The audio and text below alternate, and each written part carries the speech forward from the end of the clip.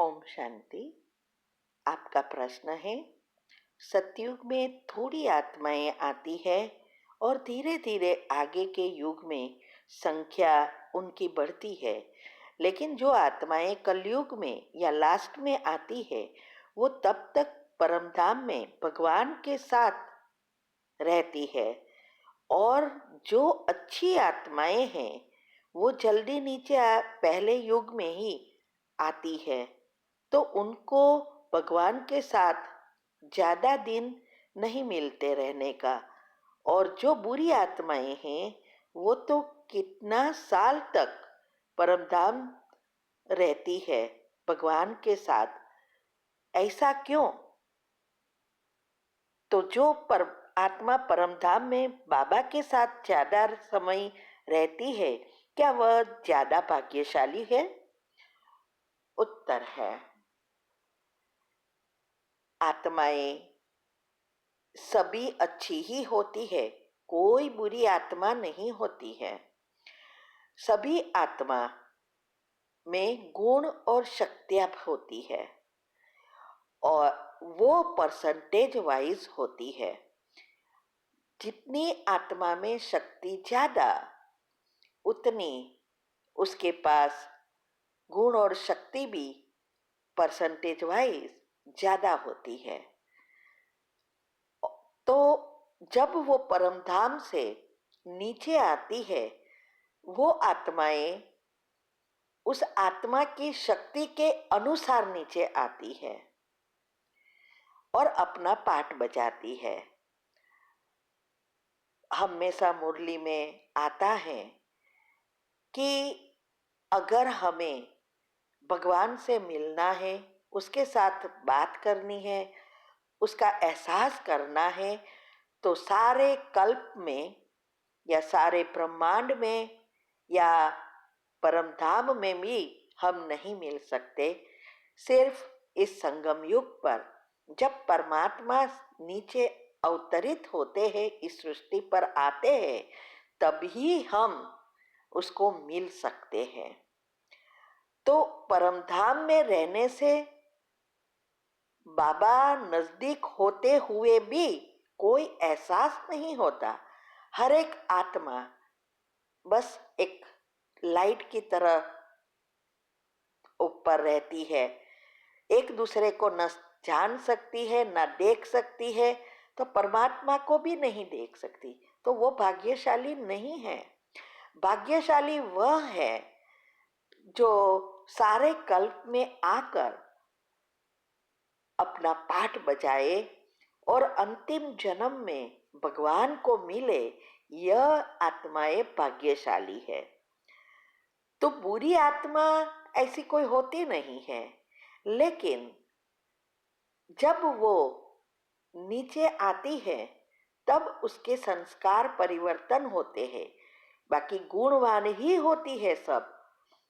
तो जब नीचे पाठ बजाने आती है तो प्रकृति या दुनिया का वातावरण कैसा है, उस अनुसार उसकी आत्मा की शक्ति कम होती है जल्दी जल्दी और अवगुण आना शुरू हो जाता है, उसकी असर पड़ती है। तो जो परमधाम से पहली आती है वो आत्माएं इस स्वर्ग में माना सतयुग में जब आती है तो सारा वातावरण प्रकृति सहित सब सतो प्रधान है, इसीलिए वो धीरे धीरे नीचे उतरती है। तो वो भी आत्माएं अपने गुण को समाप्त करती है, माना गुण को अपने परिवर्तन होता जाता है और अवगुण आना शुरू हो जाता है। तो इस कलयुग में अभी सभी आत्माएं अवगुण से भरपूर है और बुरे काम करती है। वैसे तो द्वापर से ही शुरू होता है, लेकिन द्वापर से भी जो आत्माएं आती है पर सतयुग से नीचे उतरी है, तो जो सतयुग में पहले जन्म वाली आत्मा है उसके पास बहुत शक्ति है, इसीलिए द्वापर में भी उसको सुख मिलता है। लेकिन कलयुग आते आते अंत में अभी सबके कर्म ऐसे हो गए हैं जैसे उसके हर कर्म माना विकर्म ही बनते जाते हैं और उसकी भोगना आती ही जाती है और वातावरण और मन के हिसाब से वही भोगना को बढ़ाते जाते हैं। तो अभी जो अंतिम समय चल रहा है वो एक ही समय है जब परमात्मा इस सृष्टि पर आते हैं, तो वो ही हमें सिखाते हैं कि कैसे इस अवगुण को गुण में परिवर्तन करें। तो जो आत्माएं शक्तिशाली है वही आत्माएं इस गुण को परिवर्तन करके विश्व को भी परिवर्तन कर सकती है। तो परमात्मा उन्हों को ही मिलती है जो आत्माएं शक्तिशाली है, जो आत्माएं पहले यहाँ सृष्टि पर आती है। बाकी और किसी को भी, चाहे वो द्वापर के पहले जन्म में क्यों ना उतरी हो परम धाम से, उनको भी भगवान नहीं मिलता। तो हम ही भाग्यशाली है जो पहले जन्म से आते हैं और उनका ही नाम है, उनकी ही पूजा होती है। दूसरे को किसी का भी पूजा नहीं होती है। तो बुरा या अच्छी आत्मा कोई होती ही नहीं है। जो भी आत्माएं परम धाम से आएगी, चाहे वो लास्ट जन्म में क्यों ना आए, वो अच्छी ही होती है और उसको संपूर्ण सुख भी मिलता है। इसीलिए कई बार मुरली में आता है कि सबको सुख मिलता है, सद्गति होती है, लेकिन जो अंत में आती है उसको सुख बहुत कम होता है, क्योंकि वातावरण के अनुसार वो जल्दी जल्दी तमो प्रधान बन जाती है। तो इसके हिसाब से ये सबका पाठ फिक्स हुआ है। तो इसीलिए हमें ऐसा पुरुषार्थ करना है जो पहले जन्म में आए। बाबा को मिलना है तो भी पहले जन्म वाली आत्माएं ही जल्दी मिल सकती है।